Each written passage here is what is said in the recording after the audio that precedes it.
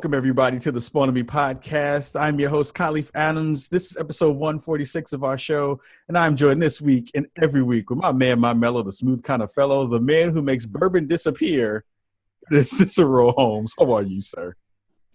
I'm doing well. Happy New Year, everybody. Happy New Year. I'm bogling in the new year with some bourbon.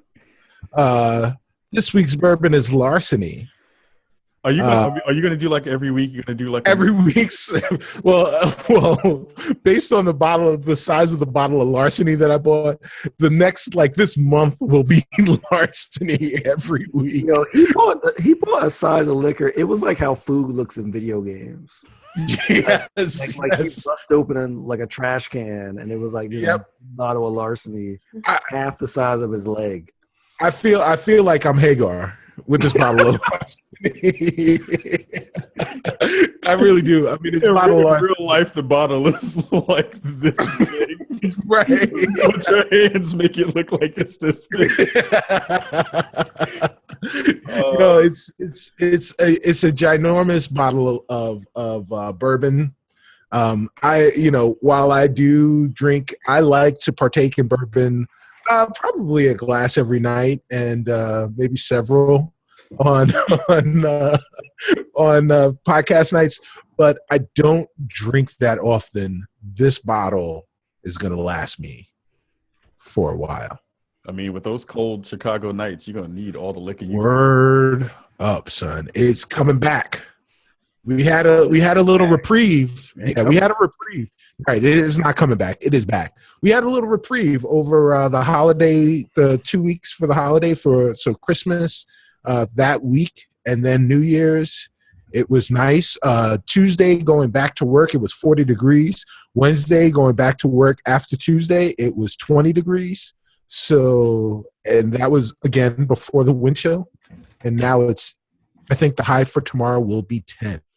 Oh my God. Yes. I mean, the high today here in Milwaukee was 6. Wow. Oh, okay. That's dope. It felt like -12 was the news. Jesus. There you go. Well, our resident weatherman, that mellow, the smooth kind of fellow, the man who makes math look good, makes science look good, makes gaming looks good. It is Shareef Jackson of ShareefJackson.com. How are you doing, sir? I'm good, and I've been inspired by Cicero's alcoholic tendencies. So I'm gonna have a beer with the show. Oh, see, okay. I came unprepared. But even though it's Crystal Light, even though it's -11, this is Summerfest. So I'm having my own personal summer, which sounds like I'm having a hot flash, but I'm actually having a Summerfest beer. So which is way better than Hot 97 Summer Jam, which usually ends in a gunshot. Right. That is true. Well, that is true. I never went to Summer Jam, But you've been to Summerfest.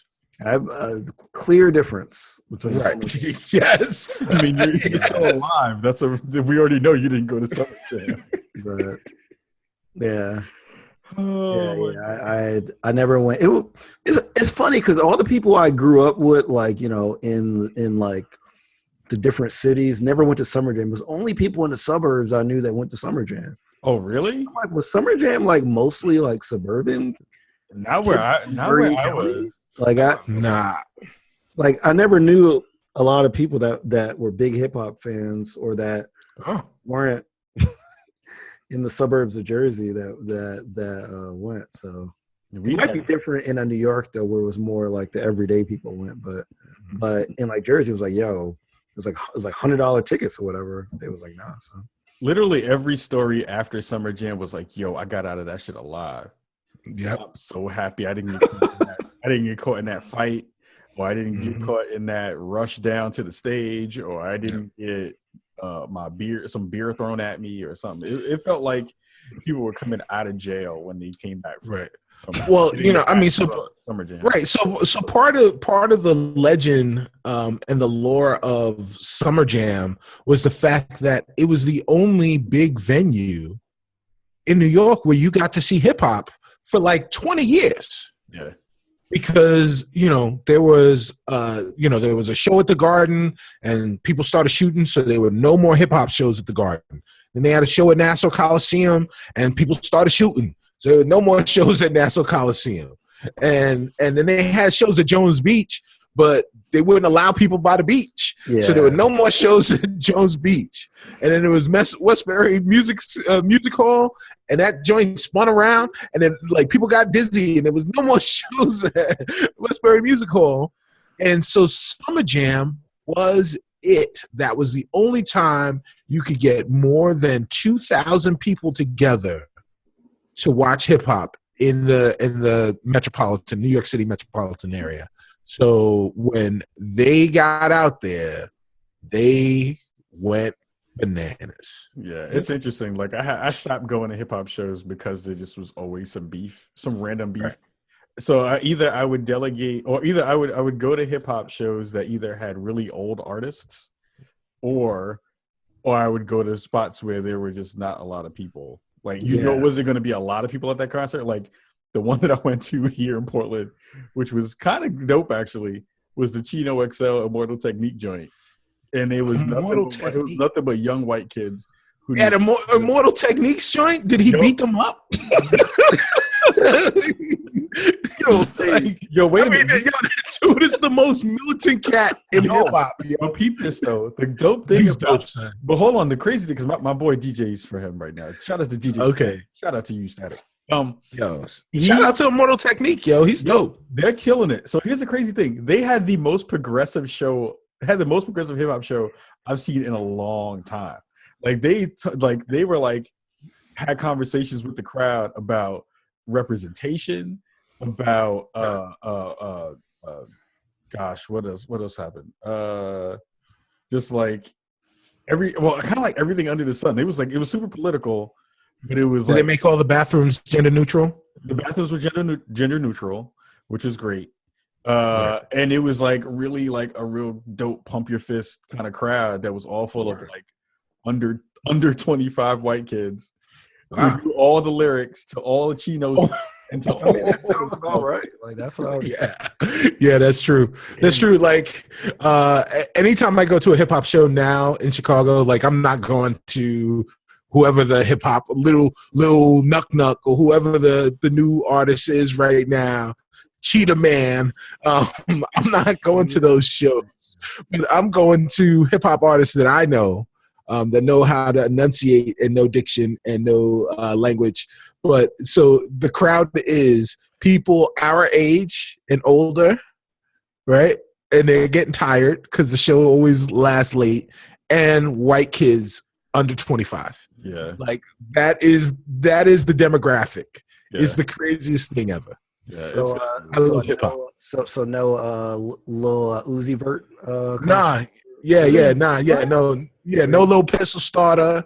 I don't get what. Right. These I don't get like extras from Atlanta or something. Right. I don't have Banana Clip's new album.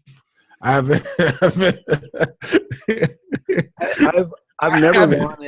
never wanted a Def Jam style Fight for New York game as much as I do just to beat up on these whack rappers. Oh my god, that would be. I want a suplex. I want a suplex Future. Yeah, yo, I want. You know what I'm saying? Like, Sir dabs a lot. I mean, I don't need any of that. Yeah.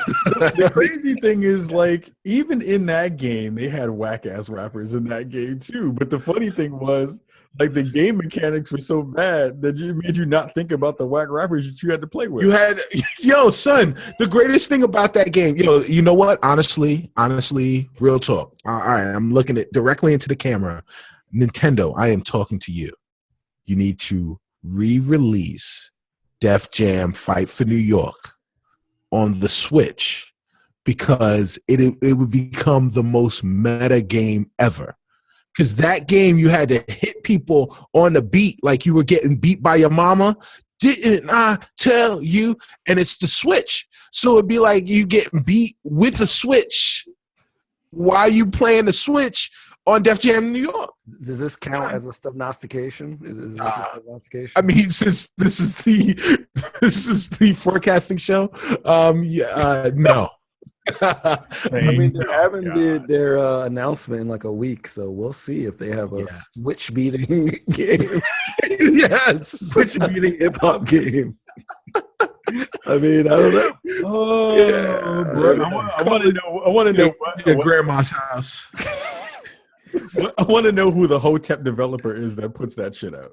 It can only be a Hotep developer that puts that shit out. It would have to be somebody who's like on some random, like he has to come from like that one at one church, the Atla Ministry Church in Harlem.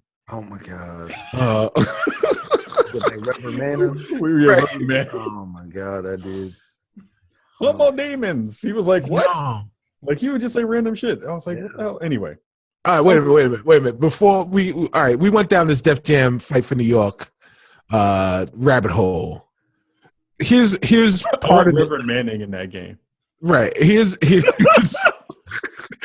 the list of rappers from that game. Lil Kim, Snoop. Wait, Lil Kim was in that game? Lil Kim was in the game. Yeah, Snoop was in the game.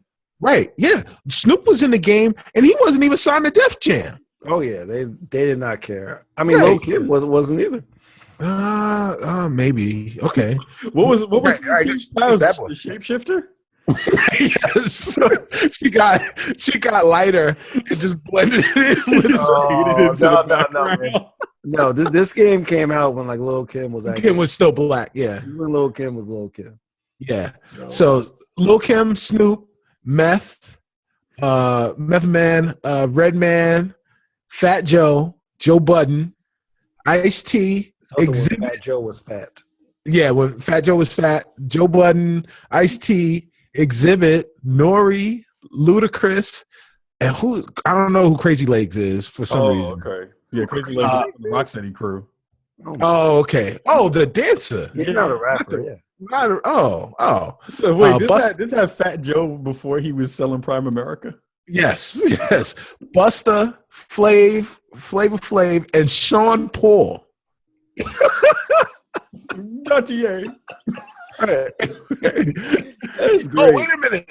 And also, as well as the voices and likenesses of other celebrities such as Henry Rollins, Christopher Judge, Kimora Lee Simmons, DMX, Keith Murray, Christina Milian, and Funkmaster Flex. Isn't that crazy that they didn't put DMX and Keith Murray as actual rappers? As actual rappers in the game. But they put, oh, wow. Yeah, Crazy Legs. They put Crazy Legs in them. This would be and Ice-T. This would be a great game to stream. I was just about to say. Oh, yeah. Awesome. Oh, man. Did it come out? It was only. Oh, man. It was on the PS2 and the original Xbox. Yeah. Okay. All right. I may have to go find a PS2 in that game. Yeah. Micah, help me find me a PS2 in that game so I can play that on stream. Micah has 7 PS2s around him right now. I don't care what he's doing. He's in the bathroom right now, and there are 7 PS2s just like hovering. Yes, just hovering around him. There is everyone in their life, if they are so lucky, needs to take a trip to Other Ocean, their offices, and just see the wonderful museum of old school console gaming and just video gaming in general. That is their office. It's not, and it pales in comparison to Mike's own house. Yeah, he has like the ridiculous stash of games and consoles and everything. He is basically a gaming history in and of itself is like in his domain. But we had a really dope show last week. We had a really dope show. Our Game of the Year show was pretty fun. We had like a lot of cool stuff. We got some good feedback from folks back at Twitter land and Facebook land. They said, I don't know what the hell Kai's thinking about his No Man's Sky pick. That's not nice. I don't appreciate you being mean to me. That's not nice at all. But it was a good conversation. Actually, we got a lot of reach back and a lot of reach outs from the folks who won our awards. So we had a lot of people on social media kind of like giving us some love, and they loved our categories for this year. They gave us a lot of love for those, which was fun because we take a lot of pride in the names of our awards. A lot of folks were happy about the Jamiroquai. They really dug it. So again, thank you to everyone at home and everybody who's watching this, who listened to the show and definitely checked it out. And we definitely have some good stuff coming in 2017. We're going to talk a little bit about that stuff this week. We're also going to do some predictions this week. Because there is a lot of stuff that's going to happen in 2017 game-wise. And I guess anybody want to start and kind of jump off into the deep end of the pool and talk about some of the stuff they think is going to be coming down the pipe for 2017? Anybody can jump in on that one. Yeah, I mean, I'm obviously as the Nintendo resident fan here, super excited for the Switch. Really just super excited for Nintendo in general because even though, they had a bad year console-wise last year, when I was thinking about it, as a company, they really had a good year of wiping themselves clean of that and really, I know, right? That's like a real visual. Wiping themselves with that Charmin. And really making sure that even though they had like a horribly failing console, their name was like still in the news almost all the time for mostly positive things like Pokemon Go and Mario Run and even Mitomo for like a week. And like for like these theme parks that they're setting up and all this stuff. So, I feel like they've really, as I said before, they really put themselves in a place for people to be positively receptive if they deliver on the Switch. Now, on the 12th, they've confirmed that they're going to announce price, that like they're going to announce like the exact date in March, and that right after that, they've confirmed just today that they're going to have another live stream after this one that's going to be just games, just like a deep look on games. So, I'm just super excited. I mean, I think that they've done all the right things to prime people and to put people in a positive thought process about the future as opposed to, to like the Wii U, which they've clearly trying to distance themselves from. So yeah, I'm really excited for them. I think it's going to, well, I'll put it this way. I think the system itself is going to be good. My main question is the price. Are they going to price it to attract people that wouldn't normally buy a Nintendo console? Or are they going to price it as more of a premium thing to only appeal to the hardcore like Nintendo fans, but make a profit off of them with a higher price? So I'm hoping that they go with the former.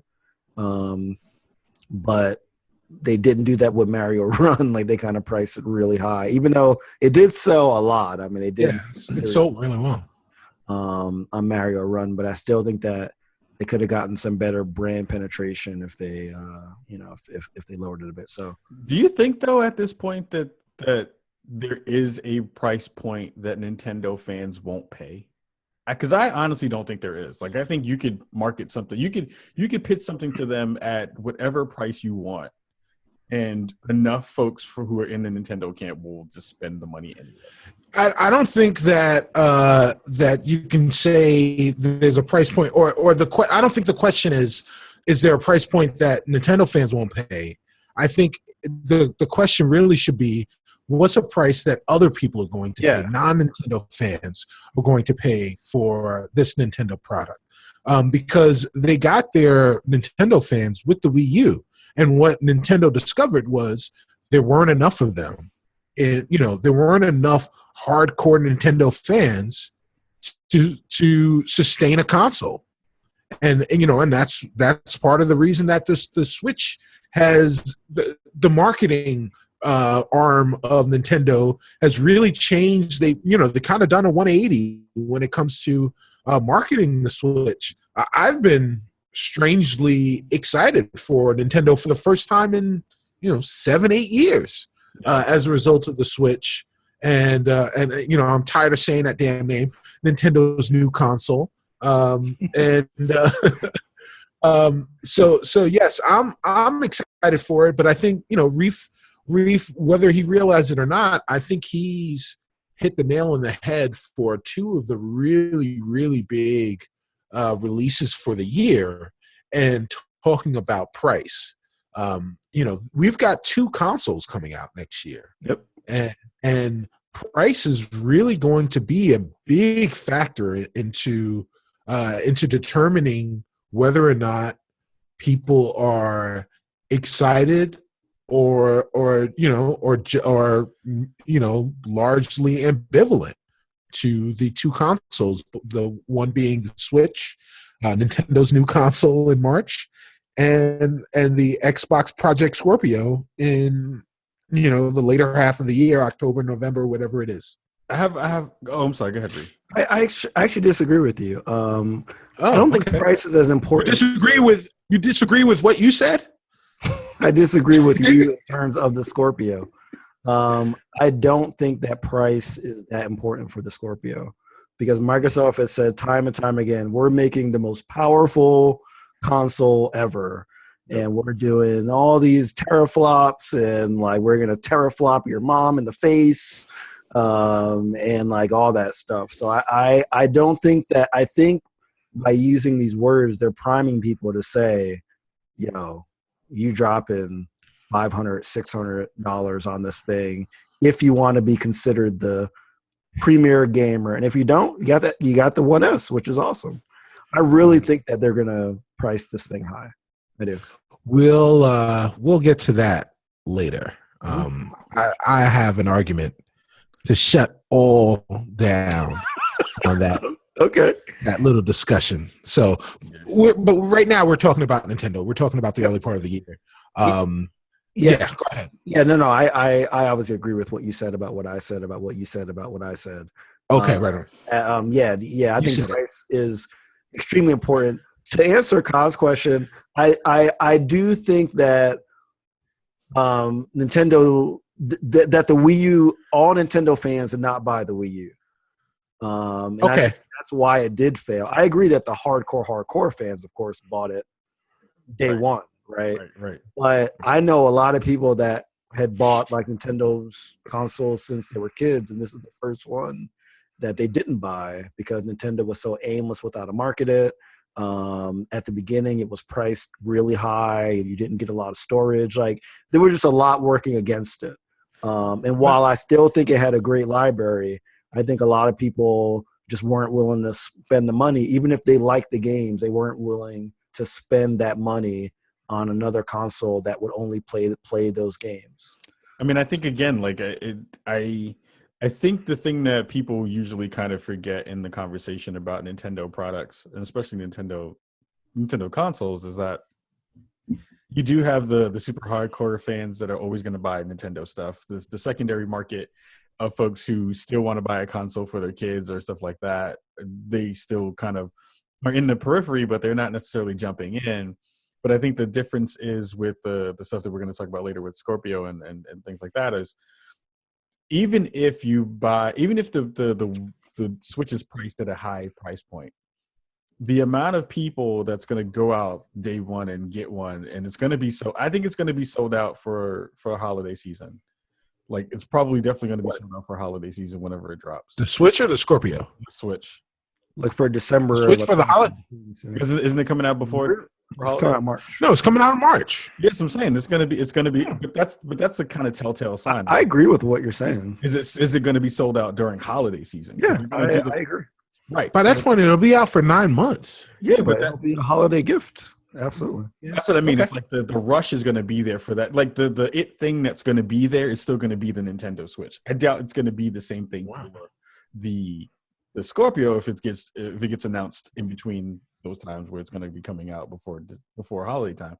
But what I'm trying to say is the secondary market for third-party games is something that people still can't overlook.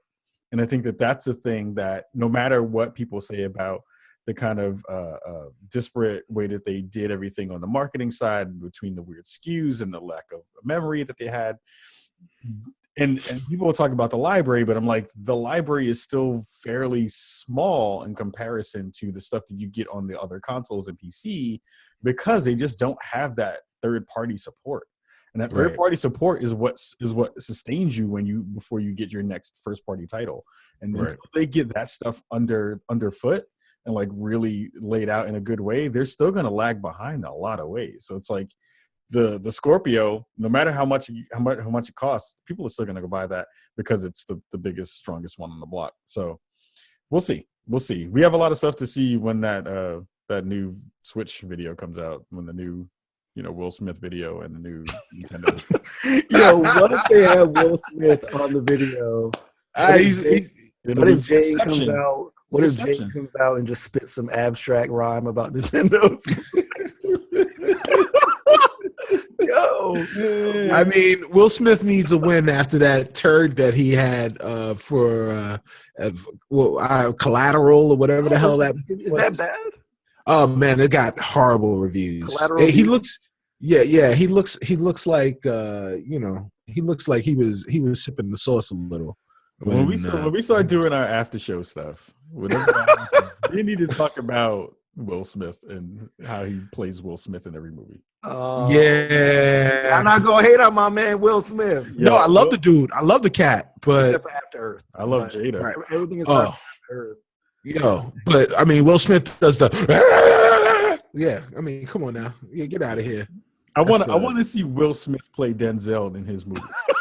I want to see that switch. I want to see Denzel play Will Smith and Will Smith play Denzel. Yes. In their biopics, I want them to just face off too. Yo, with Denzel and Will Smith, yo. All right, done. That's right there. That would be crazy. Oh man! All right. So predictions produced by John Woo and John Singleton. Oh shit! Man. That's my prediction. That's it. Thanks everybody. Good night. That was the best podcast. So I'm going over a list. So I think the first thing is we should talk about anticipations and then talk about predictions. I'm calling an audible right on the show. Let's agree upon it. Break. All right, Omaha. So I'm going over a list of games that are to be released in the first quarter of 2017. I had to think about that for a second. And one that jumped out to me that will be out this month, allegedly in January, at the end of the month on Steam and PS4, is Double Dragon 4. Yeah. Double Dragon 4 on Steam and PS4. It is in the 8-bit mode. It's for the 30th. It coincide with the 30th anniversary of the release of the original Double Dragon. I am assuming on the Nintendo and the NES, not the arcade version, right? Which came out before. And this is definitely an 8-bit reimagining, or not even a reimagining, but the third sequel in the Double Dragon, the rich lore of Which is Double so Dragon. Because there was a Double Dragon 4 already, right, for Super Nintendo. It was one of the Super Double Dragon. Was one of the launch. I think it was one of the early games because it had a shitload of slowdown in it for the Super Nintendo. And there was a horrible Double Dragon 3, which is one of the worst. Like, it was just a terrible game. Bobo. Right. Which is one of the best enemy names of any game. Bobo. But you know what? I'm strangely not excited for this game, man. And I love I love Double Dragon. Right. I played Double Dragon 2 for the NES probably once a year because I love that game. Right. Double Dragon Neon I thought was a great zany kind of take on the Double Dragon world. I've even played like Battletoads vs. Double Dragon, which is a weird game. But I'm like, you're going to really have to surprise me for this one because I just have that strange feeling that it's going to be pretty mediocre, that it's going to that they're just kind of using the license to generate some buzz, and it's going to be a mediocre game. I mean, they do that often, though, right? Where they bring back an old franchise that's coming up on its anniversary. Like you saw with Mega Man. Mega Man didn't really do that well. Well, there was Mighty Number 9, and then there was the Mega Man Collection. Yeah. Mega Man Collection didn't. I think it didn't get the marketing that it deserved, but by all accounts, critically, the Mega Man Collection was very, very well received. No, I mean it was a really good recreation of that whole series. Shout out to Frank Cifaldi and the rest of those cats. Yes. But I think that style of game, as you see with the Mighty Number 9 issues, which had numerous things that went along with that. Right. Some of these games don't they resonate in terms of nostalgia, but I don't think in terms of mechanics they still give people that specific itch. Like the interesting thing is to watch the folks who are in the speed running genre in game space, where you see a lot of those folks, they attach themselves to these particular games because those mechanics are specifically connected to what they do as far as the kinds of games they like to play and what they're using those games for. But I think if you ask people if they really want to go back to a game that is that kind of antiquated style, a lot of times people don't want that. They say they do, but in reality, it doesn't really work out that way. Agreed. Right. Well, yeah. I mean, I've said that several times on the show that people love reminiscing about nostalgia more than they enjoy consuming it. Yeah. And that's a problem. Because people will talk really loud, like you said, about wanting this thing from their past until that thing actually comes out, and then they're like, I'm kind of over it. I mean, it just means that you have to do it in a creative way, like Double Dragon Neon and like Doom. I thought that was one reason why Doom was so successful, because people were just expecting it to be just a nostalgia kind of ripoff, and they just made an entirely new game that shouted out to it, but was an entirely new experience. Like, I mean, that's right, and that's why Doom worked well and DuckTales didn't. And I'm not saying that they're correlating properties, but it is that type of thing.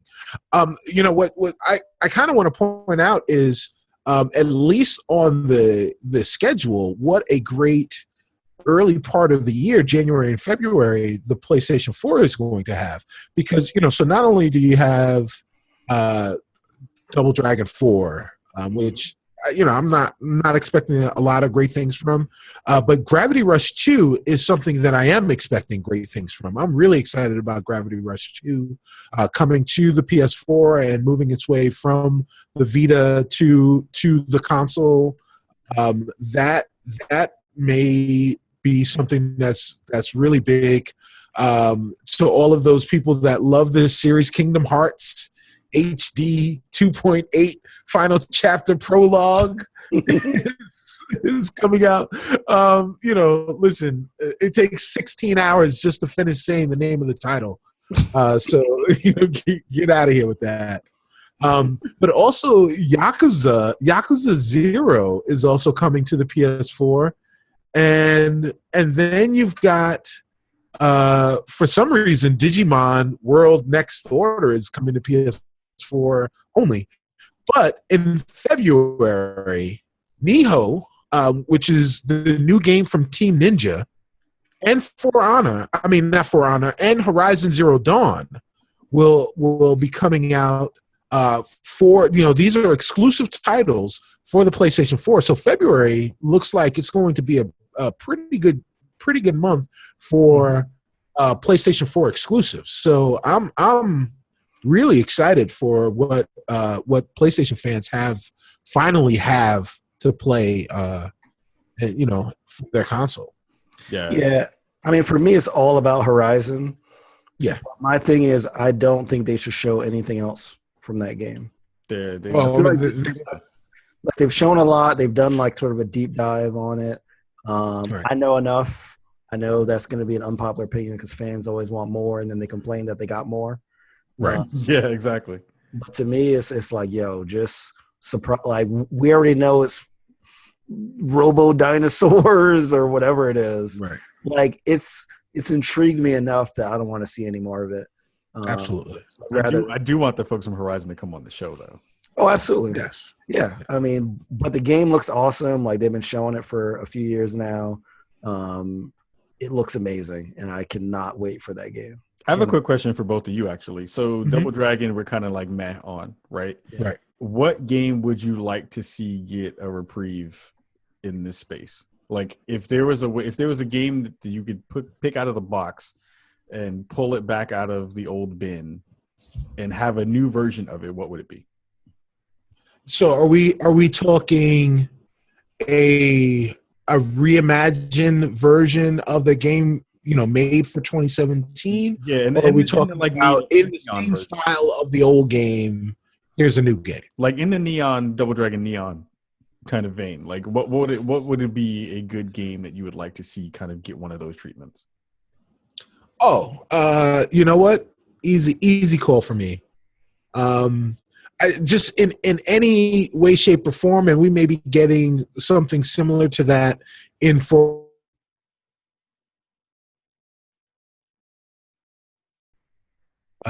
Bushido Blade, I think, is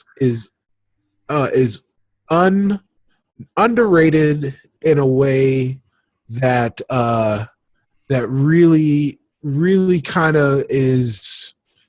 I don't know. It's kind of criminal because it was just like you could one hit kill people in a fighting game, and then but then you could actually disable limbs, and you could do all sorts of crazy things, and it was just a really difficult game in a time where people weren't expecting this type of game. So I would love to see what people would be able to do with that property today. Bushido Blade was dope. Reef, what about you? Oh man, if we're strictly sticking, are we strictly stick? Oh no, not an 8-bit because Bushido Blade is an 8-bit game. I would say I would love a good, and this has kind of come from me playing a lot of Axiom Verge, like a good 2-dimensional Metroid game, which I guess is it's not quite, I think, what you're asking, because you're asking for like a game that hasn't been worked on at all. And they've had 3D Metroids as of late, but I want just a good classic 2D game with all sort of the fancy graphics and music and stuff that they have now. I thought Axiom Verge was a great, basically homage. I don't really know how to say it. Hominy. Homage. How many grits? To a Metroid, but I would really love. I mean, I have no idea why. Like Nintendo is kind of, like you talked earlier, Kyle, about kind of like the, how their third-party support has been like really weak, and it's like they need to at least be focusing on a lot of their main franchises, and Metroid is one that's kind of lingered off. And yeah, I would love to see just a good 2D game, that was really immersive and didn't kind of have, some of the things that really got away from Other M in terms of the bad voice acting and that kind of stuff. Like, so yeah, that's what I would love to see. Nice. And I honestly think that would like sell Switches. Like if they were like, we're dropping with a new that damn name, man. I'm sorry. With a new 2D Metroid game. And like your grandma would be like, get that Switch. Right. Get that Switch now. Go to the back and get that Switch. We should do a black version of a Nintendo commercial for Switch. Oh my gosh. Yeah. And then the race to Reggie would be lost forever. I'm not sure he would appreciate that. Nintendo Although I'm not sure he out so quick. Right. Yeah. Oh, we should still do it though. Fuck it. We should still do it. Right. Yeah, fuck it. So what would you like to see redone, Ka? I got 3 games. I want to see Double Dribble. I would love to see a Double Dribble game come back. Okay. I would love to see a Bad Dudes game come back. Word. Okay. I like Bad Dudes. Bad Dudes is great. Who's bad? Just punching ninjas in the face. Dragon Ninja. And the third one was one that I just forgot. It literally just out of my head. Okay, I did think of one, since like Metroid is a bit of a cheat. I will think of one. I would love to see a new Spy Hunter. Ooh. Yeah. Shut So your mouth if there's anything. Yeah, you can't say anything bad about Spy Hunter. I'm no, sorry. no. I wasn't gonna say anything bad about Spy Hunter, but so they brought Spy Hunter back for the It was real Xbox. bad. Yeah, but like it wasn't the overhead. No. It wasn't. It wasn't the they did one that was like that. They did right, one top down isometric. There was I an thought it was action like movie. Yeah, It was an action game loosely based on the movie starring The Rock that was supposed to come out. Oh my God. Called Spy Hunter. Oh right. Well, I remember what the game was. It was which was based on the game. right. Okay. I remember what the game was. It was Smash TV. Oh yes. Oh yes. I want a Smash TV. I want to reimagine Smash TV. That would Woo! Oh man. So again, this is the Mike Micah Frank Cifaldi episode. Mike Micah is partially responsible for the Smash TV coming to in the Midway Arcade Classics. If you guys could get any of those, I think there were 2 or 3 volumes of those. They had some of my most favorite arcade games in them, and then also museum pieces. If you looked at the extras, Smash TV was prominently featured, and the 3-player Rampage. Oh, right. Which we'll probably wind up seeing. This is a hashtag Stubnostication right now. We will probably see a Rampage video game being released soon, if not this year, early next year, to coincide with the Rampage full-length feature film. Oh my gosh, that is being released. All right. By a prominent director. M. Night. Oh, yo, right. I was about to say M. Night too. I was just about to say M. Night. I want M. Night. I want Rampage to have Mark Wahlberg in it. It's like it's like either M. Night or like Uwe Boll. It's not Uwe Boll. It's actually like Uwe cursed people out and was like, I'm not making movies anymore. Wait, man, I am Team Ralph in Rampage. I always played as Ralph. Which one is Ralph? Lizzie's dope. Ralph is like the wolf, kind of like the wolf looking dude. George, Ralph, and Lizzie. I also really enjoyed Rampage World Tour. That was good. It was kind of like the sequel to it. Oh, yes. Rampage World Tour was also in an arcade classic. It was really good, and it had a nice humor to it. The first one didn't have. It was really dope. That was actually really good. That was a good game. Yeah. Let's all right. So the director is Brad Payton, who nobody knows, but he was the director of San Andreas, starring Dwayne "The Rock" Johnson, where like The Rock defeats an earthquake. Right. Yes. Well. He is also directing the Rampage movie, and the only person slated to star in it so far is Dwayne "Rock" Johnson, but it's scheduled to be released in 2018. It's just going to be him playing Rampage for 2 hours. Yes. I would pay money to see that. Oh my gosh! See that. Okay. So let's think about. So we talked a little bit about Nintendo stuff. You also dug a little bit into PlayStation stuff. Anything on the, we kind of poked at Microsoft a little bit. Any thoughts about, what here's a good one. What do you think Scorpion, come over here. Get him over here. What do you think Scorpio is going to launch with? All right. Well, so first off, as the resident Microsoft Emerald guy here. First things first, I want to say I would be remiss if I didn't talk about Halo Wars 2 releasing in the first quarter in February of 2017. It is going to be a game that I think will review very, very well, but will sell the polar opposite of that. No one wants that game. I think it'll sell well. It just won't sell like a Halo game. RTS It's a big community for Halo Wars. The Halo Wars community is big. The RTS community on the consoles is not as big as it as. That's what I'm saying. But it's like all they have. Right, but it's a great title. Halo Wars was underrated, and I think that they've got some new muscle behind Halo Wars 2.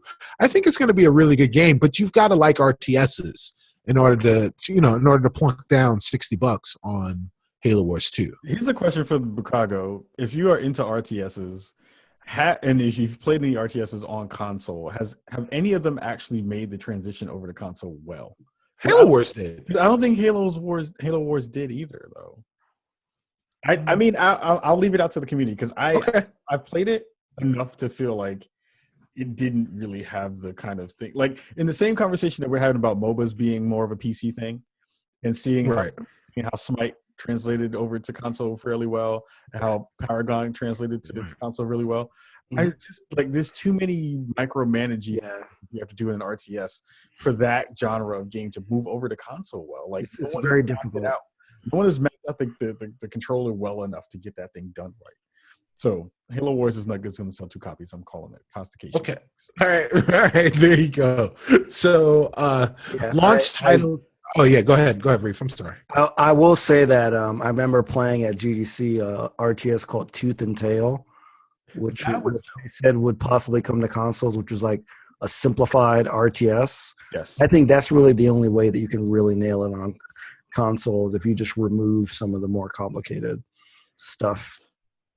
We should reach out. We should reach back out to them because that game was actually really fun. I played that on the live stream and was terrible at it, but it was good though. It was good. I liked that. Yeah, we should definitely reach out to them. So games that I think will be launch titles for the Scorpio. The first party titles will be Forza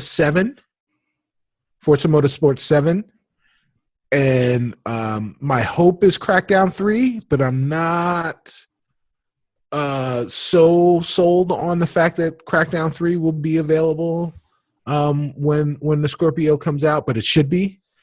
So those two definitely, and possibly Cuphead. I think Cuphead probably should come out in. It probably should come out in late summer, September time. That time around Labor Day. But if it slips, it will be something that they'll throw in as a first party game that you can, that you'll only be able to play on the Xbox, Xbox family, and will be optimized for Scorpio. Although I don't think that it really needs it, but Crackdown 3 and Forza Motorsport 7 are definitely going to be showpieces for that new piece of hardware. Okay, so I think I misunderstood the question. When you said what it would launch with, I thought you meant like what new games would come out basically concurrent with the launch. Yeah, that's what I'm thinking. Oh, not first party or anything. Like when you go buy that game, you go buy that console. What are the games you're going to pick up with it? I'll be picking up. I'll tell you what I'll be picking up. I'll be picking up NBA 2K18. I'll be picking up maybe Red Dead 2. And I'll be picking up Crackdown 3. You know what the weird thing is? And probably Forza. Here's an interesting thing, because the games that you kind of shared, that lineup weirdly doesn't really do much for me, except for Red Dead, which I don't think is coming out this year. Which I don't think is coming out in 2017. But okay. And Crackdown of the games you talked about, Crackdown is the one that I actually would really like plunk down money for. Mm-hmm. The thing I'm kind of hoping is that Microsoft figures out some way, somehow, to get a new IP in the mix, because I think that that's the thing that they are really sorely missing right now. Like, whenever, and this is not because I'm not a huge card game fan, but anytime I hear kind of Forza jump into the fray, and every console that comes out for Microsoft is like, we got a new Forza game. It's like Gran Turismo on the PlayStation brand. Right. I'm like, come on, y'all, like there's got to be something else. But you know why? Because while they're not great, like the Forza Horizon series aside, because I think they're transcendent. They've reached another level on from that perspective. Right. But the racing games are the easiest games to use as showcase pieces. Sure. Yeah. Yeah. Yes. When you launch a new piece of hardware. But here's the one thing though about that, see, and I agree with you, and that the problem is there's but so much shinier your cars are going to get at this point. Like that's the weird part about it. I don't know, man. Racing games, I feel like can always get better. Yeah, right. They can always get better, dude. Right. Man, it feels like I mean, things at this point are so photorealistic, and sure you can get even more photorealistic. Right. Well, that's the thing. But I don't know. I feel like we say that every generation. We say exactly most photorealistic, and then the next one's like, oh my god, this is more for like. Right. I mean. Well, here's the thing though. So, like, we always see those like NVIDIA demos, right? When they have CES or they have E3, and they have the like. Right. Here's what we're pumping out at like 17 gigawatts of gigaflops, right? Right. And it looks super great. And we were in the audience when Epic had their thing and they did the motion capture, face capture stuff. Right. And that translated 1-to-1 with the stage actor that was amazing. Was doing their stuff, right? So that stuff is like different on the kind of like computational stuff. It's like making the games better in some way. The pretty version of it, like we are going to hit the uncanny valley in some way with cars too. Like I think we're gonna get there that are on the things that are not animate objects that are gonna get there. And it's not gonna really be that big of a step that we're gonna really like jump into it and be like, God damn, like we're not gonna get anything that looks like Guardians of the Galaxy. You're missing the 4K portion of that. There's and a you're long missing way to go, man. Right. And you touched on it with the computational stuff. That stuff really matters. And the thing about it is that you can translate that really well in car video games because you're able to immediately translate what's happening on the screen into real life for the user. Most gamers have ridden in a car before. The vast majority of them have driven a car before. Yeah. So they understand that experience, and they understand the experience of speed passing by them. And if you can show that in a way that makes them feel like it's the actual thing, that's what sells it. That's what sells it. And you're underselling, and it's the thing that we can't see. There are two technologies out right now that really aren't translatable on the computer screen. One is VR, right, and the other is this higher fidelity that you're getting with 4K. Most people don't have the ability to reproduce 4K in their home via YouTube, on their monitors or what have you. By the time the Scorpio comes out, anyone that's bought a TV in 2017 will have bought a 4K TV. By the time African American Friday rolls around 2017, the vast majority, 80% of the televisions that will be sold, probably even more so than that, will be 4K televisions. So being able to be an early adopter and have your 4K TV in your home and showing a friend this is what this generation is supposed to be, that is what this is really all going to be about. I'll let Reef, you got the last word before we hit the break. Yeah, I mean, I think, yeah, I mean, the most powerful gaming PCs right now can't do native 4K and 60 frames a second. So there's a long way for consoles to go to even hit that There's a long way for PCs to go to hit that. So there's still a lot that we have to get. And by the time they're able to get to 4K 60, there will probably be another resolution that is becoming popular with TVs. So it'll be a perpetual catch-up game. Right. As far as the franchises, I do think Microsoft does try to have new franchises, as Sony does. I just don't. I think that we tend to only remember the successful ones, right? I mean, Microsoft just tried with Recore, Right. Which I agree was an awesome idea, and I do want to go back to try it. But when I played it, I was so bored with it after 2 hours. Right. Even though it looked good.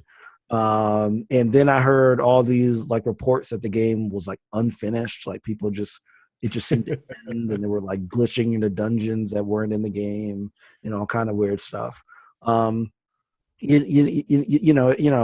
I do think that there are new franchises. It's just that they haven't been as successful with them. And when you look at the numbers, it's the old steady ones that sell for everyone.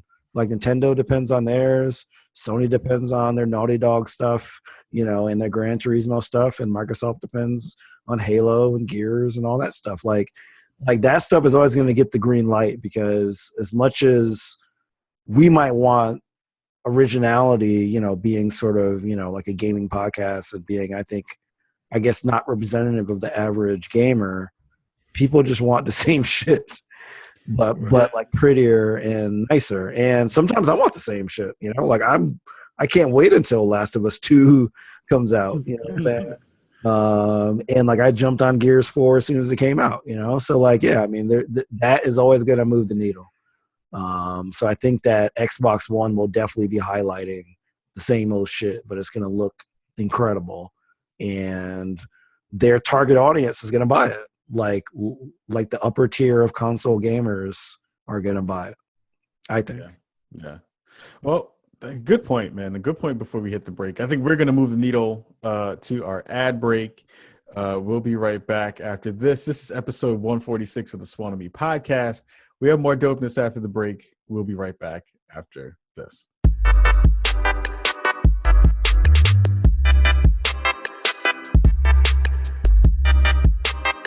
Welcome back, everybody, to the Swanamy podcast. This is episode 146 of our show. You just heard some dope. What was that? Music on the show? Yeah. Oh, snap. That was Disgeneration from the new Tribe Called Quest album. We have it from here. We got it from here. That's what I think it is. We got it from here. Thank you for your service. Thank you for your service. Yeah, Tribe Represent. Yeah, we might be doing a little bit more of that in 2017 too, so get ready for that. So I know we're going to be doing some predictions on the second half of the show. I want you to kind of start it off and let folks know about some of the things you're hoping for and hoping to see come out in 2017 as well.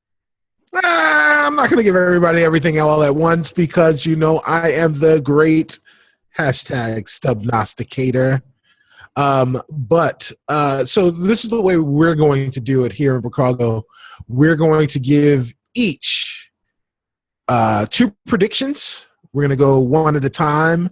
One prediction, then the next person goes, then the last person goes. So 2 predictions and 1 stretch prediction.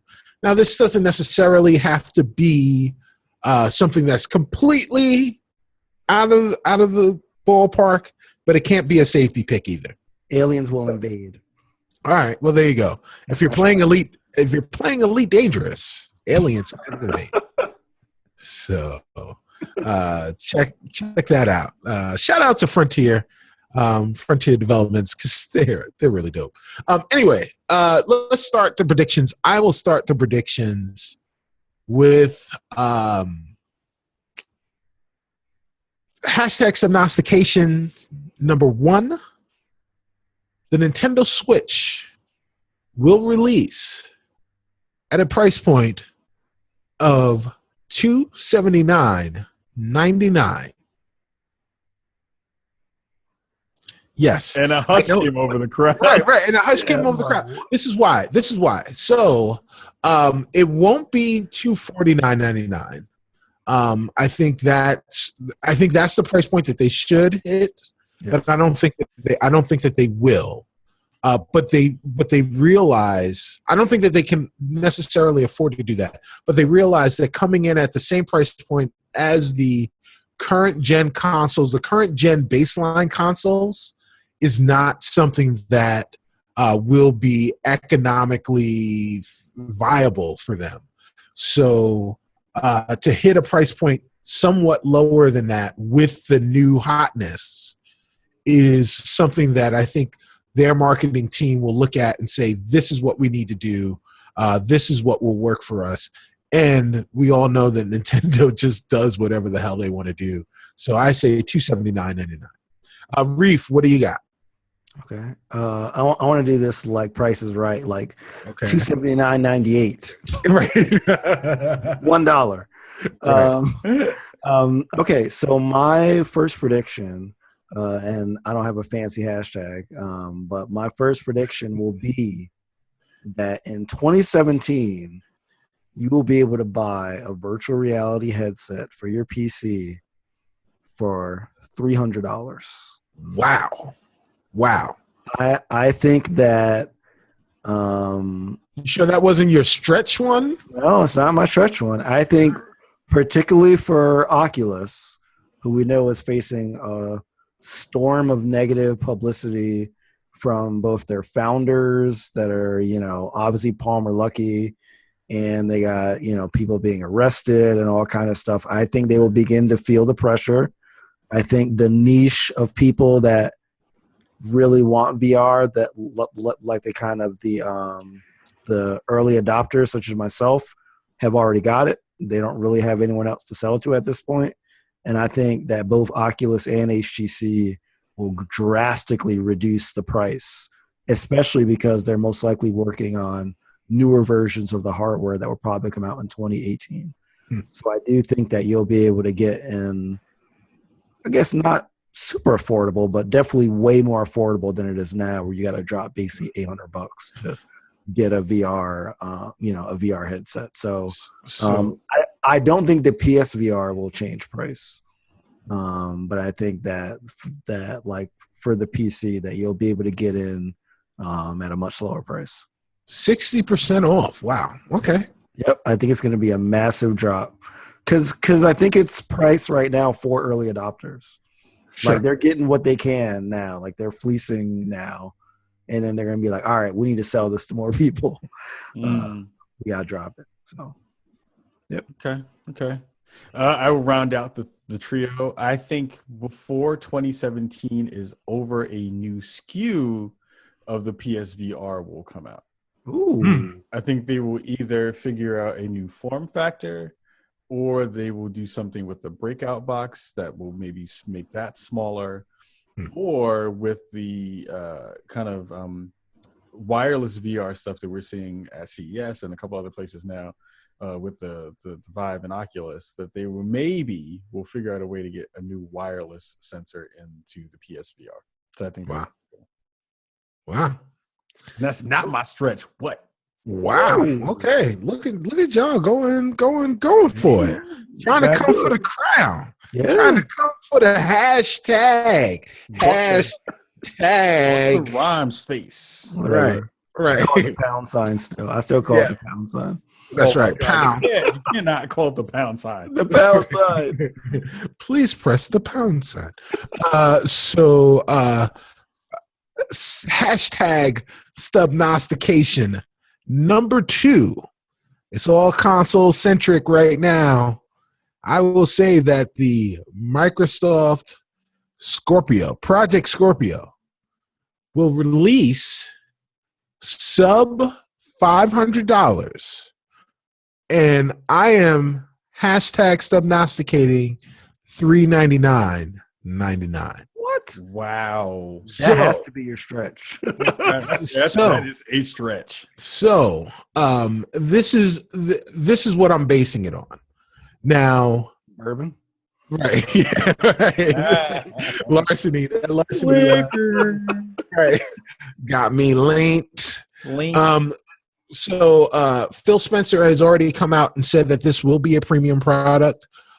He has come out and said that it will have a premium price, but he has also said we have seen the market and we know what a premium price console is, and we are prepared to sell you a premium price console. Now, when the Scorpio releases in October, November of 2017, the PS4 Pro will have been on the market for almost a year, depending on when this console releases. You know that it will have a price drop. It will drop in price at least $50. So you'll be able to get a PS4 Pro for at least $350. They can't be that much more expensive, again, because while the specs on the paper will, they're more teraflops and you have more memory and you have more of this and you have more of that, they don't translate to anything unless people can actually see the difference. And if you can't see the difference, it's hard to get people to pay the difference. So if you've got something that's more powerful, that comes out at the same price point 1 year after your competitor's product came out, that is the marketing, that is the way to marketing success for console manufacturers and to gamers and to early adopters. So I say $399.99 will be the price. Maybe they'll take a loss on it because there will be a lot of technology in it, but this is the thing that they need to do in order to make sure that they can grab a foothold on this premium part of this generation. Damn, that's pretty good. Okay. You made a good case for that. But thank you. That's a crazy price, dude. Yeah. Hey. I do this. Oh man. Mark the date. Mark the time. #Stubnostications are back in the building for 2017. What, son? I really just want a bat to fly through your crib right now. I want a messenger bat to be like, no. Reef, what's your second one? Bruce Wayne and Brookago. My second one is that a bat flies through his roof. There's another bat in 2017. I'm gonna fucking die.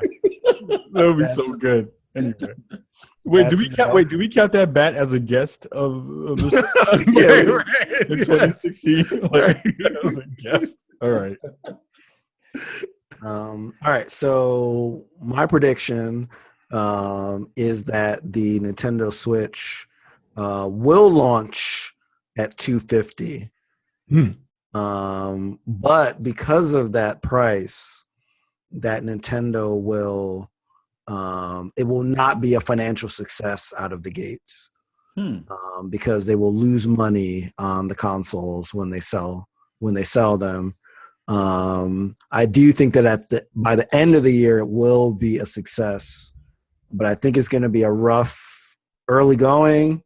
I think just the way that the industry is, they're really looking at that day one stuff. I don't think it's going to fly off the shelves. I think people are going to doom and gloom it. But I do think by the end of the year, it will be, the hot gift, like the library will be built up. People will be buying it. So I think it'll be an overall success. But I think that it's going to launch at $250 and it's not going to be a blockbuster, for a Q1 or a Q2. Wow. Okay, that's good to know out there, because if that drops and that's real, that's gonna be pretty big. Because I think it's weird. Like $250 doesn't sound like a price that hurts. You know what I mean? I think I think it's kind of, these things are expensive, man. I think $250 is a hard. It's like even though the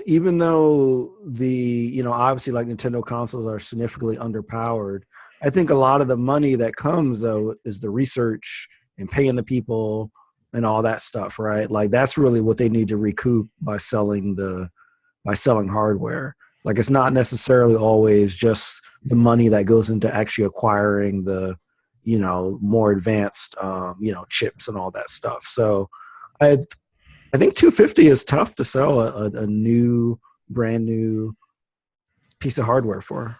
Well, and the other thing you got to remember is, these consoles have been sold for a loss historically, but they make their money back on licensing fees, and Nintendo can't bank on that because third parties aren't developing for their console, so they're not gonna get those licensing fees back. Now, I will say that there have been a lot of third parties that have committed to the Switch, like a lot, and I've been really encouraged by that. But if you remember the beginning of the Wii U cycle, there were same also thing was happening, right? Electronic Arts and Bethesda, Right. and Ubisoft. large companies were making games and all that stuff. And after like 3 months, they were like, deuces. Right. So like, while I'm encouraged by it, I don't take it as a binding thing. I mean, companies are going to do what makes them money. And if Right, they absolutely. a return quickly, unless Nintendo, which I think they should do, is kind of giving them a little bit of cash, like, yo, just like rock with us for a year, man. Like, we got you, son. We got you. Right. I ain't forgot about you, though. Yeah, exactly. So yeah, that's my prediction. Kyle, what is your number 2? I predict that you will speak more Italian throughout 2017.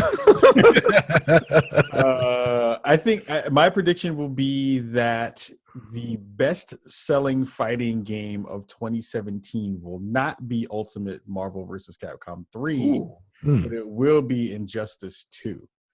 Okay. Injustice 2, I think, is going to be a surprise for folks. People are already really excited about the kind of graphical fidelity that they've seen come out of that game that has changed significantly in the last time it was shown. And I think that NetherRealm, again, with all of the craziness that's been happening in the esports side of things, with Echo Fox picking up Justin Wong, Sonic Fox, and like 3 other like mean bad dudes in the game world, that is going to be what is pushing esports forward. Not Ultimate, but Injustice 2 is going to have a huge year. So take a chance on that game. I'm sure it's going to be real dope. So All right. Word. So what's the last one? See, these are the outrageous ones. Damn. I mean, if you get them, right, then you're dope. Right. Well, look. Dope. Right. So it's gonna be like Patrick Ewing is coming back. Anthony Mason's back. Right. Hey, yo, come on, Mason's dead, yo. I know. That's why it would be like he's coming back. That's why it would be survival horror basketball. The longest episode of Ghost Dad ever. Oh man. All right. So my stretch is this. Destiny 2 will release this year. It will sell well, but it will flop. People will stop playing it the same way they stopped playing The Division. Okay. You think it's just people are just not going to have the love for it anymore?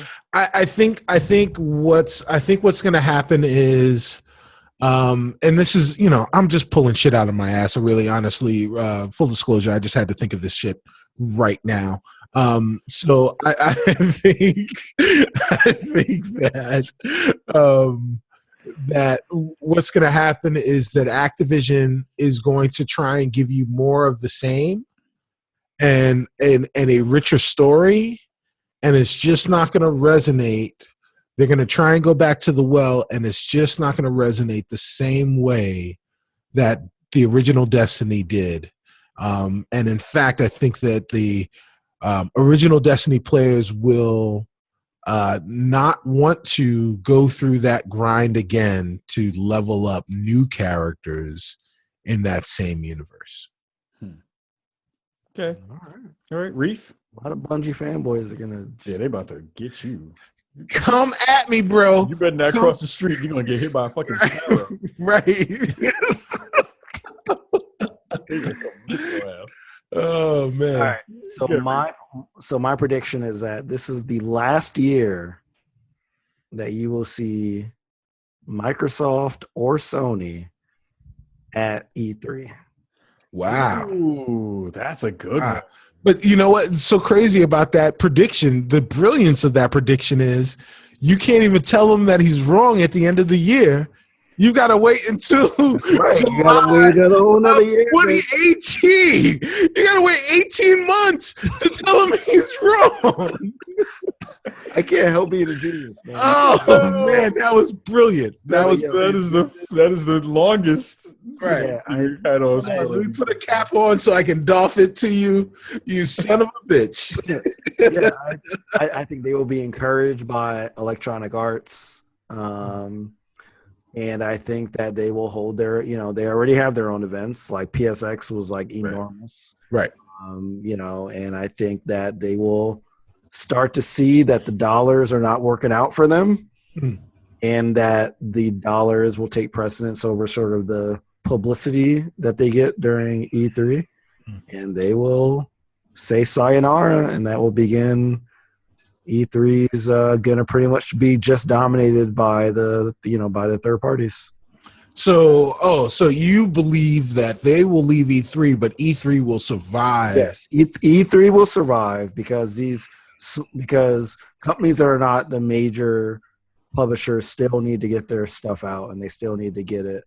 Well, EA's doing it on. EA wasn't there. Well, So yes, I'm not talking about the EAs. I'm not talking about the major third parties. Like I'm not talking about the EAs or the Ubis or Right. Okay.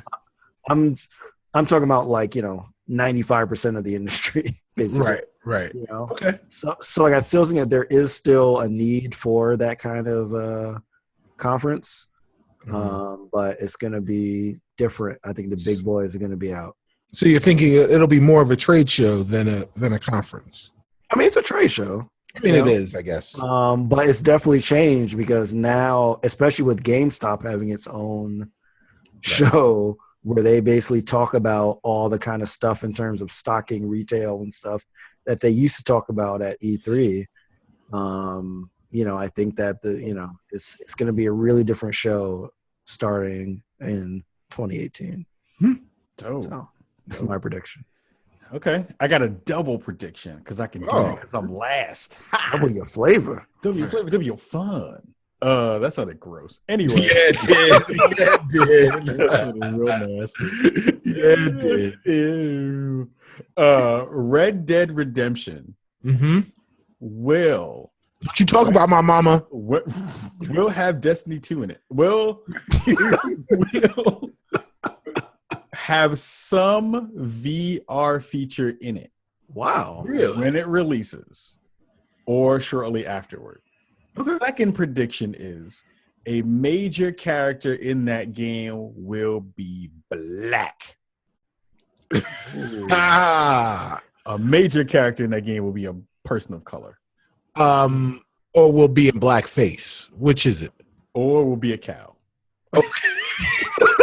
Like a cow with It'll be a black and white cow. Or it will be a horse you ride on. It'll be black. Right. But I think honestly, a character in that game will be a person of color that is a major character that you play. Okay. Wow. Oh, wow. Did you get the So a major playable character. Yes, I think a major playable character in that game will be a person of color. That would be enormous for Rockstar if that happens. I get this one, I want everyone to say I got it. Yeah, no, I will definitely give you props if you get this one. I don't believe Rockstar would do it. If you hear it on Kinda Funny, be like, yo, Kai said that shit first. Right. You hear it on some other show, be like, Kai said that shit first. Right. Yeah, I thought you were gonna predict that Red Dead was basically gonna be season 1 of Westworld.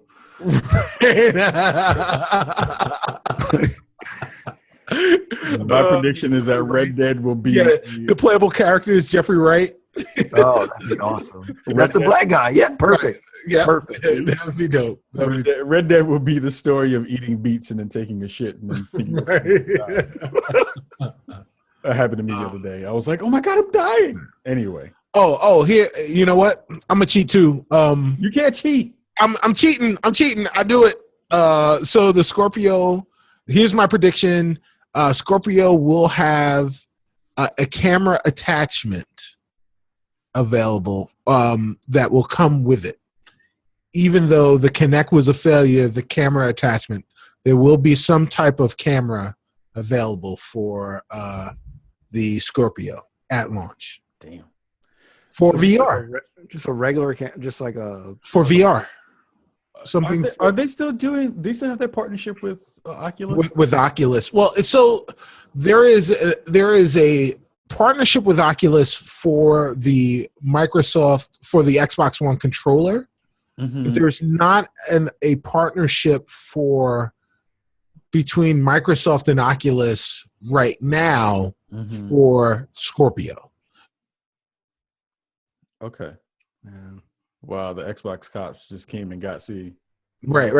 It will be compatible with VR, so it will be VR capable at launch. So, in order for it to be VR capable, there, either the Vive or the Rift, there needs to be a camera.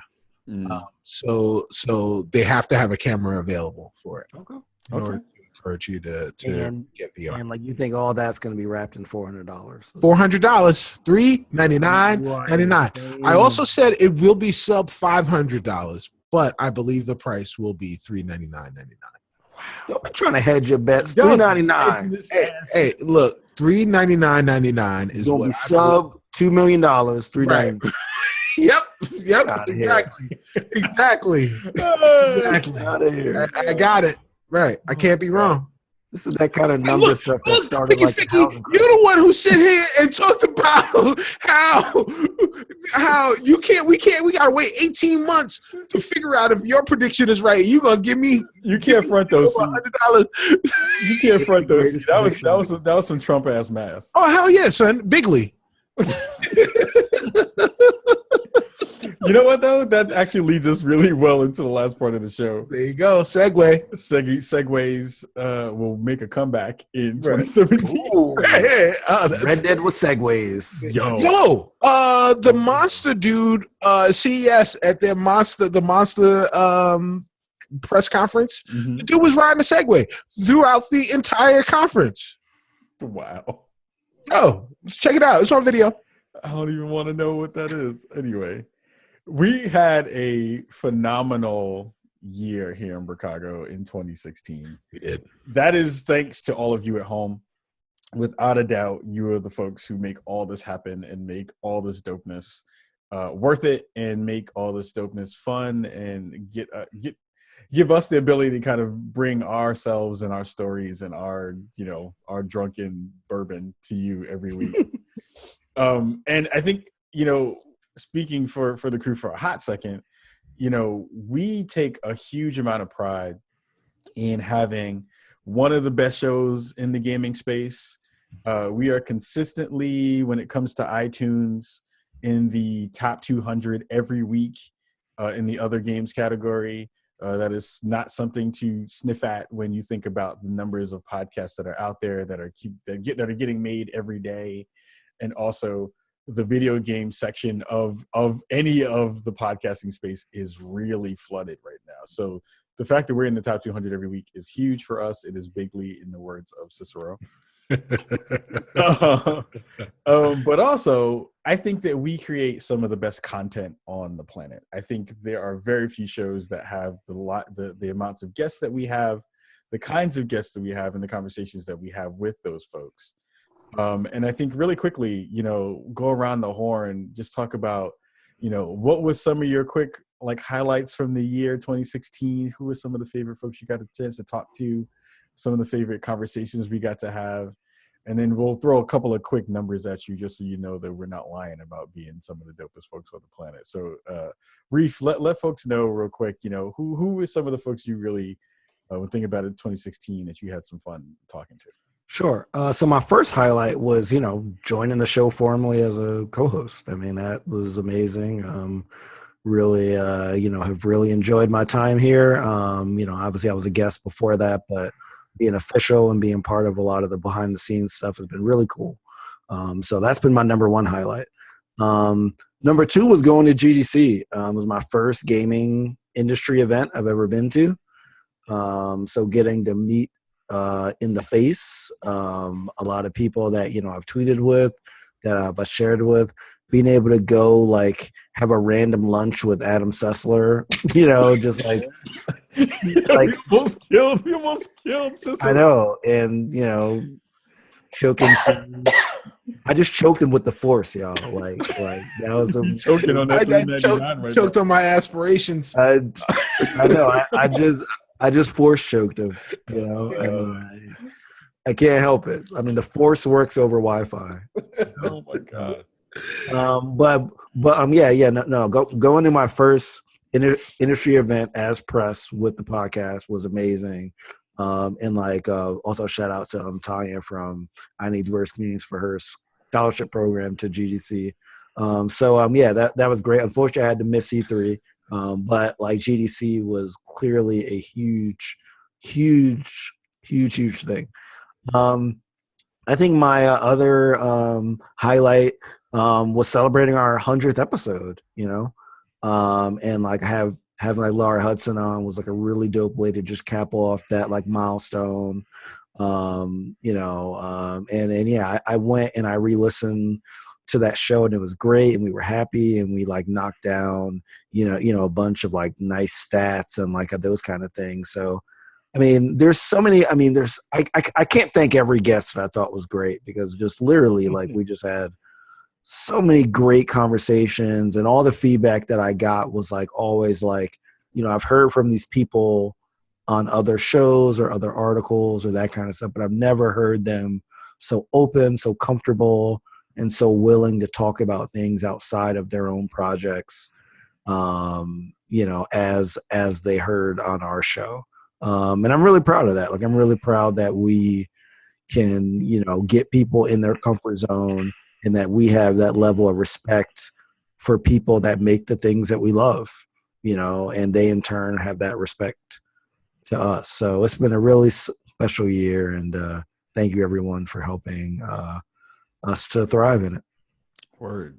C, any nice thoughts and anecdotes from 2016? I mean, I've got lots of thoughts. So the big one that stands out, of course, is going to E3. Any serious gamer who's worth their salt, that pays attention to gaming media, always dreams about going to E3. And this year I got to go for the very first time, and it was everything I thought it was going to be and more. Just being able to go there and grind and hustle was like having a purpose. I think made it even better than just going and seeing it and taking it all in. As Reef said, I can't pick a favorite guest, because it's impossible. It's really impossible to do. The conversations that we've had throughout the course of this year have just been, remarkable. We had a really fantastic first year, but our second year made our first year look like tiddlywinks. I said tiddlywinks. You did. But I mean, clearly the highlight of this year, and again, to echo what Reef said, one of the highlights was bringing Reef on board full time. He had always been part of the secret sauce that made Spawn on Me great, made Brookago great. Bringing him in full time and having his voice added to ours, even behind the scenes, has really, I think, helped the show grow exponentially. And but honestly, the highlight of this year was getting to press the flesh and hug it out with my brother Kahlief Adams, man. That was being able to meet you on June 1st, 2016, and shout out to all those cats over at the NBA 2K Road to the Finals Championship. But being able to spend that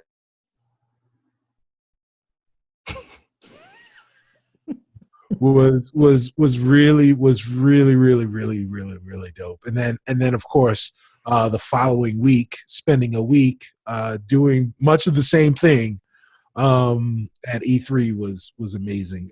This is definitely 2016 was a shitty year for a lot of things, but personally, 2016 was an amazing year, and I think it was a phenomenal year for Brookago.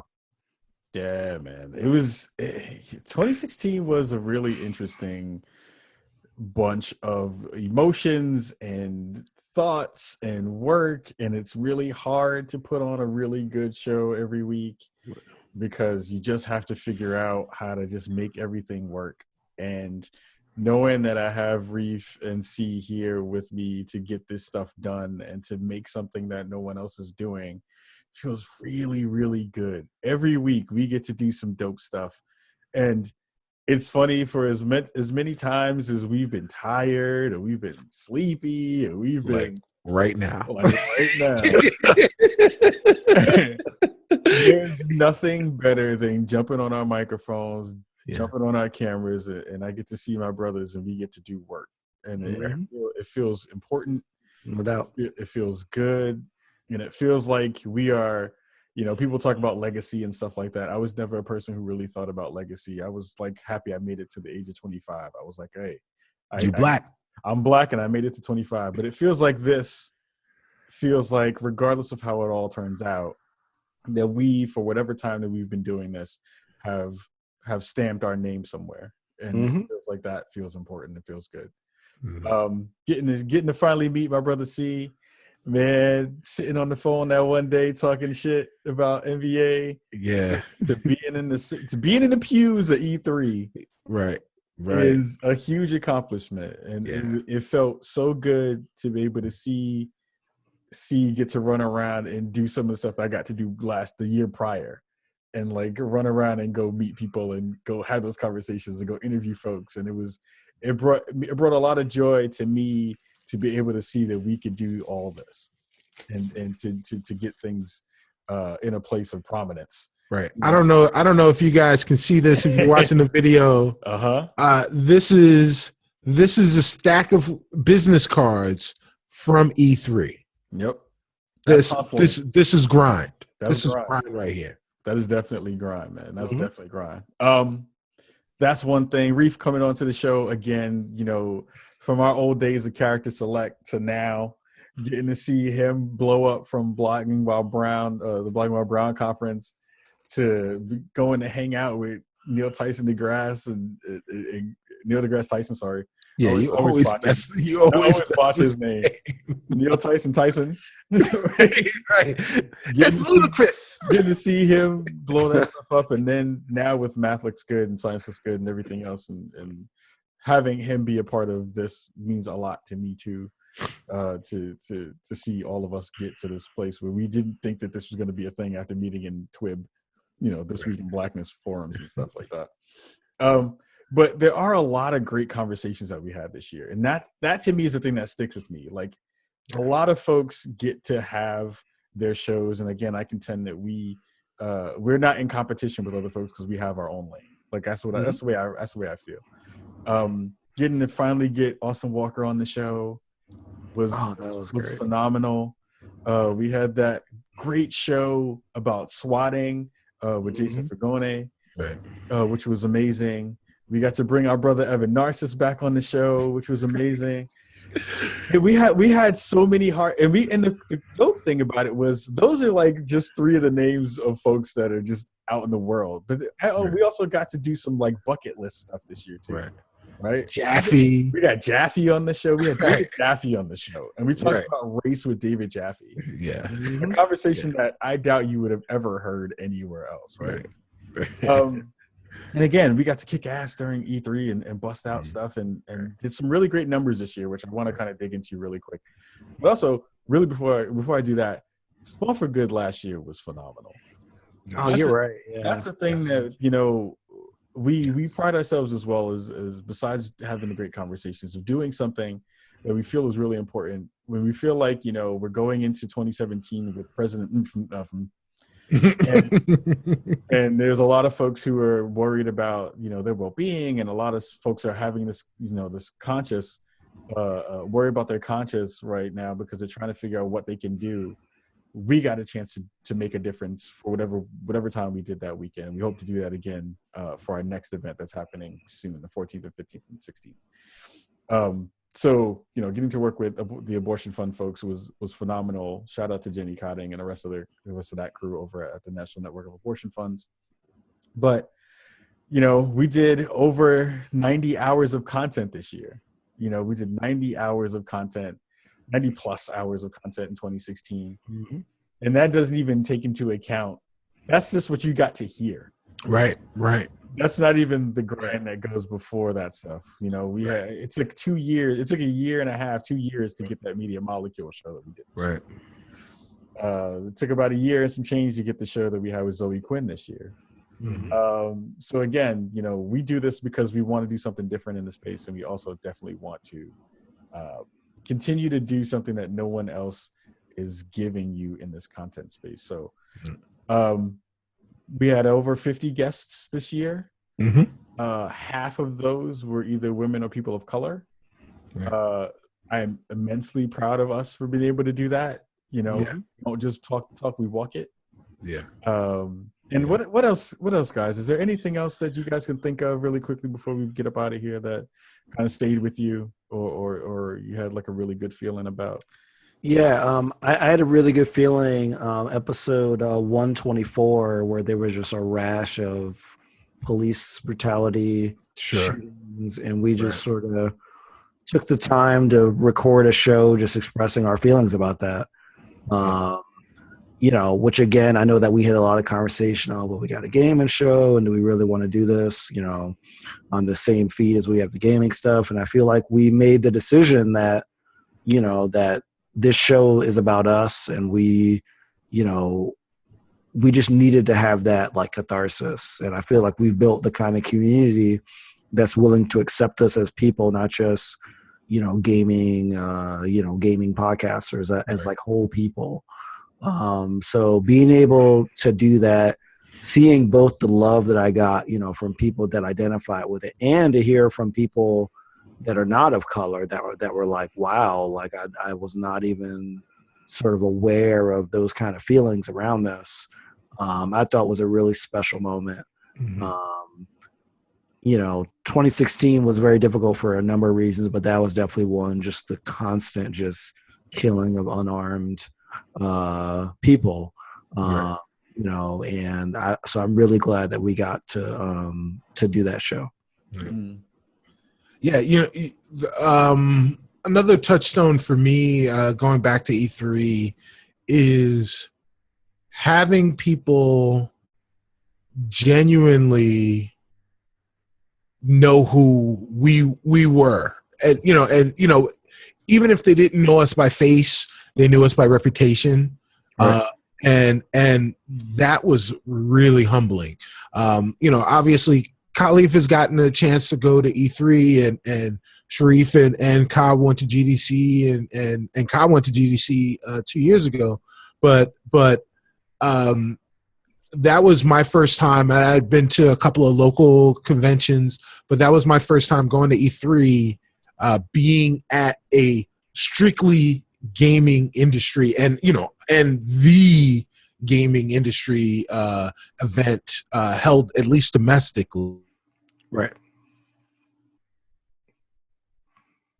Really does feel like you're doing it in a vacuum. I'm doing it with two of my close friends. I don't know if you're my closest friends yet. I don't know if I like you, Mickey. But you do it in a vacuum, and you talk to the people that you talk to normally, and that they're engaged.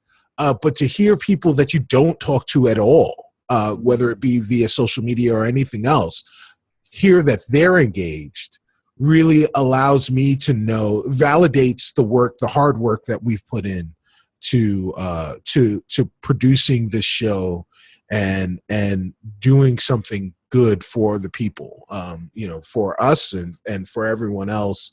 And like Ka said, Spawn for Good, you know, and we'll talk in a couple of seconds about Spawn for Good 3. But I mean, if we did nothing else, Spawn for Good, if we had nothing else in our legacy, Spawn for Good is a thing that we can sit back and say, yeah, we did some shit. Anecdotally, I'll say this much. I've got an uncle who is, I love him to death, but he's a Hotep uncle. He is. I got one too, man. Right. So I got a couple. Right. Exactly. And so he's all about what the oppressor is doing to us and blah blah blah blah. And when I told him about what I was doing with Spawn on Me and what we do here in Brookago, it's like, oh, so what? You're talking about video games. You're not making video games. What are you doing to help the people? And I talked to him about Spawn for Good, and it shut him up. Wow. Right. That weapon. Right, exactly. Like it was the anti-shea butter. Right. Right. So Spawn for Good is our way to bring truth to power. And it is so like this weekend is coming up really soon. I am so excited to not only play games and engage with the community, but to spread awareness and do our best to help people that need help. And that's what's so important. And that's what's so wonderful about what we do and why I love being here week in and week out is we have great conversations and we're able to affect change and do positive things for the world. Really quickly, before we talk about Spawn for Good, we talked a lot about predictions for games and about a whole bunch of other stuff. Do we have any aspirational things or stretch goals or wishes that we want to share with the world? I'm big on saying things out loud and hopefully they come true. Put it out to the universe. Hopefully the universe will come back with something for you. Anything like that for Brookago? You go first, Reef. I mean, we shared the list of sort of guests that we're looking to get. So, like, I think everybody on that kind of falls into this as well. Mm-hmm. But yeah, I think. Let me see. I'd have to think about that really. Kyle, why don't you go first since you asked the question? I want, because when I think back on 2016, I think about we as three black people got to do stuff that you don't see a lot of black people do in gaming. Mm-hmm.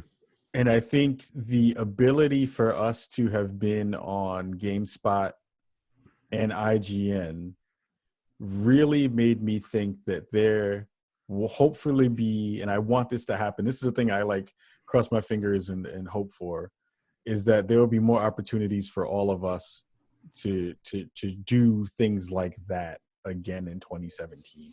Like I think that lit a fire under me that was not, it was there before, but it grew a lot after doing that. And it was like, wow, we are the only black people who have been on these major gaming sites and major gaming outlets for as long as I can remember. I think I saw one other black person since we were on, and he was on IGN doing a let's play, like a live let's play thing that they do.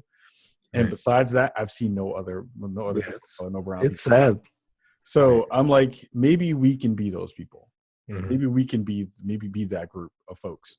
You know what I mean? And I think that that's a doable thing. We just need people's support, and we need people to shout people out about us, and we need, the confidence in ourselves to be able to go do it. And I think we got that. So that's what I'm hoping for. Right. So my aspirational thing is, I don't know if it's a thing that can happen in 2018 just because of logistics, but I want the three of us to be in a room together to do a either in studio recording of Spawn on Me or a live recording of Spawn on Me in front of an audience. That's a good one. Yeah, I want that real bad, actually. Yeah, that's a good one. Thank you. I do this. Good job. Good job, Bourbon. Yeah. Yeah.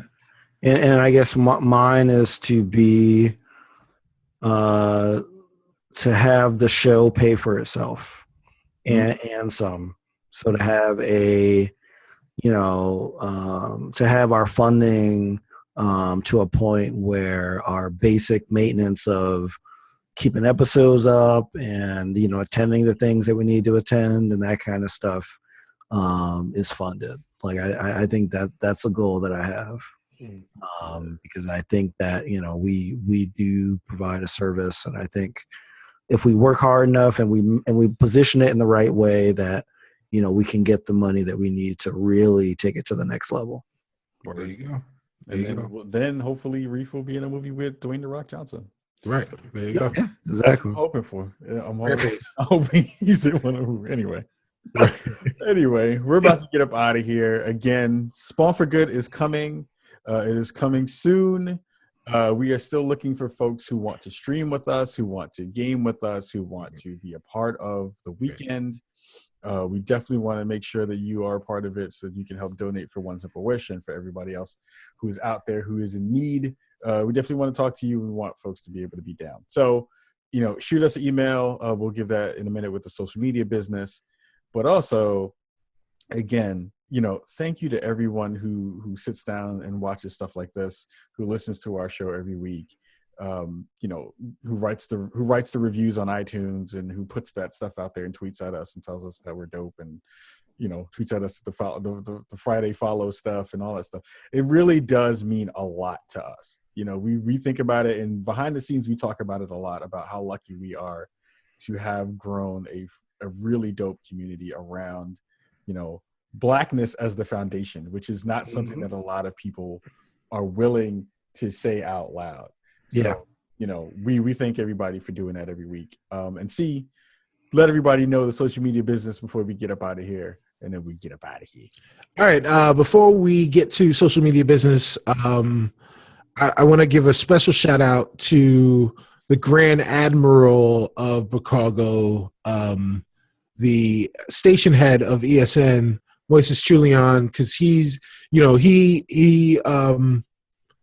he thought highly of the show a while, back when hardly anyone knew what it was, and he's really held us down over the last year or so. So while we were thanking everyone, I think we would be remiss if we didn't thank him and ESN for all of their efforts to promote the show and to host the show and to really be a good backbone for what Spawn on Me is. So, mushy shit out of the way. Moises, we love you. Happy New Year. Word. Anytime C gets mushy. Anytime he gets mushy. Really quickly before you get the social media business, I have one other shout out. My homie from Microsoft, Gabby, who is the project manager. She's the program manager, I believe, over at Xbox. So if you've ever seen one of the dope controllers and the hardware that gets made, she's behind you can color your own controller now. Mm-hmm. Right. She's behind that program. She's like the driving force behind that. So that Gears of War that you saw. Yeah, she was behind developing that, making very that dope. She is going. She let me know about a guy who's out there who's having some hard luck, and I want everyone in Brookago to go shout him out on Twitter. His name is Xbox Addict. He is a huge Xbox fan. He loves all their stuff. He's like gotten every controller that you can ever think of, every piece of like hardware, because he's that big of an Xbox fan. Mm-hmm. So if you can, when you hear this, give him a shout out. We'll put his name and his Twitter handle in the show notes, and give him some love and shout him out and tell him that the folks from Brookago sent you. Okay. That would be a really cool thing to do. So is Xbox Addict like a crack addict, or Xbox Addict like he's in the top floor of a house? Like addict. Yeah, which one would you think?